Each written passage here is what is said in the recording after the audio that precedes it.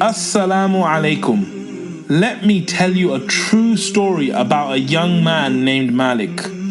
Even though he was a Muslim, he thought that life was all about satisfying his desires as much as possible. As a result, he felt extreme pleasure in committing many sins. He drank, he stole, and he even committed zina. Then he got married and had a daughter. He named her Fatima. Malik loved Fatima very much.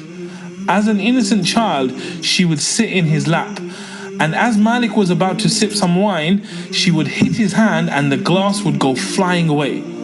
But because Malik loved her so much, he would never tell her off for doing this.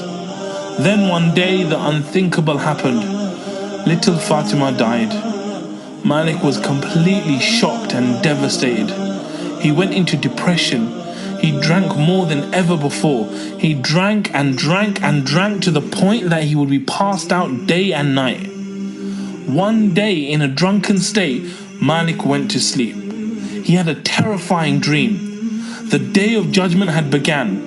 Lots of people had been resurrected. Then he heard a noise behind him. He turned back to see a huge snake chasing him. The snake's mouth was wide open and heading directly for him.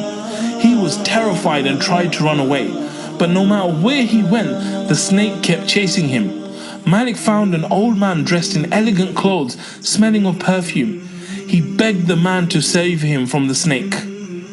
The old man said he was too old and too weak to help Malik against such a strong enemy. He advised him to keep running so that he might find help. So Malik carried on running wildly. He found a cliff and climbed it. Reaching the top, he saw the fire of Jahannam. He was on the pit of the hellfire. Then he heard a voice calling out loud, "Go back, for you are not one of them." Malik turned around and ran in the opposite direction. The snake kept chasing him, and again he saw the old man. Again he begged him for help, but the old man began to cry and said he was too weak to help Malik. But he advised Malik to go to a hill nearby. Malik ran to the hill. There he found lots of children with faces bright as the full moon. The snake had almost caught him. At that moment, Malik saw his daughter Fatima amongst the children. With her right hand, she pointed to the snake to go away. The snake left immediately. Then Fatima sat in Malik's lap and recited a verse of the Quran. She said, "My dear father, has the time not come for the believers that their hearts should become humbly submissive at the remembrance of Allah and what has come down of the truth?" Malik was moved to tears. He asked her what the snake was. Fatima told him that it was his evil deeds, which he had made so strong that they were about to push him into Jahannam. Then Malik asked her who the old man was. Fatima told him that it was his good deeds, but he had made them so weak that they couldn't help Malik against the snake. Malik woke up from the dream in tears.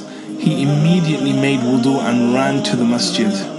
During the prayer, the Imam happened to recite the same verse from the Quran. Has the time not come for the believers that their hearts should become humbly submissive at the remembrance of Allah and what has come down of the truth? Malik thought, it is time. He felt massive regret for his past sins and repented to Allah. That day was the start of Malik's new life. This was the story of Malik ibn Dinar. May Allah have mercy on him.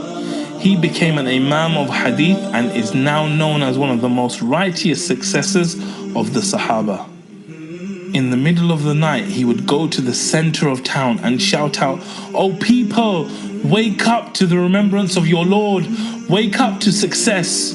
When he did this, people would think he was crazy, but he did this because he knew that ultimate success lies with Allah. He completely transformed from a person who committed every sin under the sun to one of the most pious worshippers in history.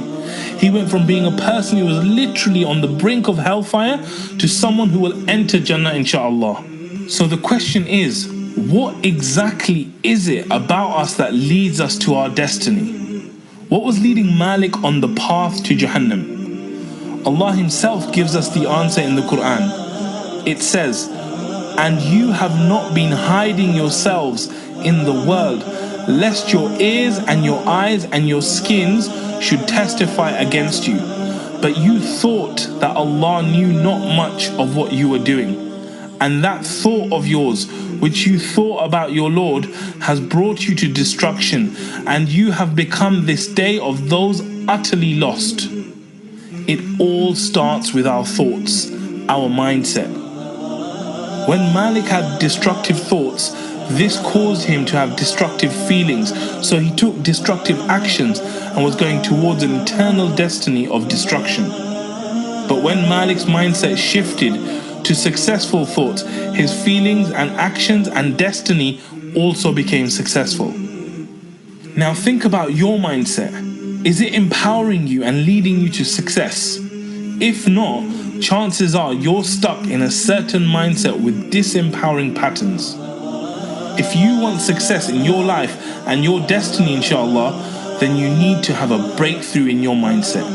Our next video is all about breakthroughs and we'll tell you more, inshallah. Jazakallah khair for watching.